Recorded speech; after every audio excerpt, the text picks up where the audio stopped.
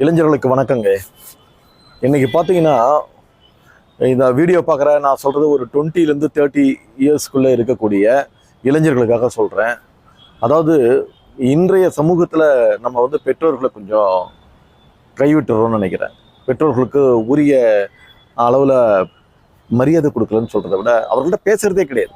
பெற்றோர்கள்ட்ட பேசுறதே கிடையாது. 24 மணி நேரம் செல்ஃபோன்லேயே பேசுகிறீங்க. இந்த பெற்றோர்கள் பிள்ளைங்க நம்மகிட்ட பேச மாட்டாங்களா அப்படின்ற ஒரு ஏக்கத்தோடு இருக்கிற மாதிரி இருக்குது.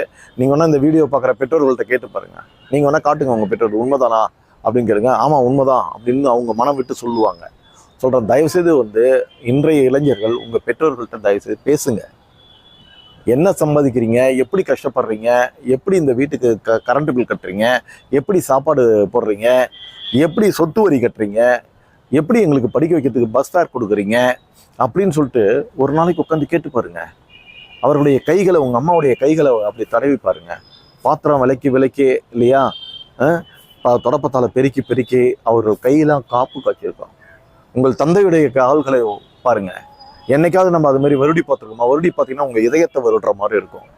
அப்படிப்பட்ட தாய் தந்தையை நம்ம இன்றைய இளைஞர்கள் அவமதிக்கிறது, சரியாக பேசுறது இல்லை, முதியோர் இல்லத்தில் கொண்டு போய் தள்ளுறது, இந்த மாதிரிலாம் இல்லாமல் பெற்றோர்கள் தாங்க வாழும் தெய்வங்கள்.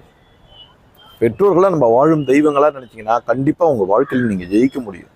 அதை நல்லா புரிஞ்சுங்க. அவருடைய ஆசீர்வாதம் இருந்ததுன்னா நீங்கள் ஒரு நல்ல இடத்துக்கு வரலாம். நல்ல இடத்துக்கு கண்டிப்பாக வரங்க. எந்த ஒரு பெற்றோரும் தன் பிள்ளைகள் நல்லா இருக்கக்கூடாதுன்னு நினைக்கவே மாட்டாங்க.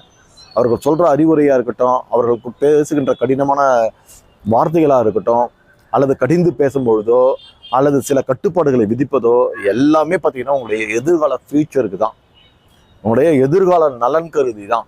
ஆக உங்களுடைய பெற்றோர்களை நீங்கள் நல்ல வழிகாட்டிகளாக பாவிக்கும் பொழுது, நல்ல வழிகாட்டிகளாக பார்க்கும் பொழுது நிச்சயமாக நீங்கள் செல்லும் வழி, நீங்கள் அடையும் இலக்கு நிச்சயமாக நல்ல இடமா இருக்கும். வெற்றி தான் உங்களுக்கு கண்டிப்பாக கிடைக்கும்.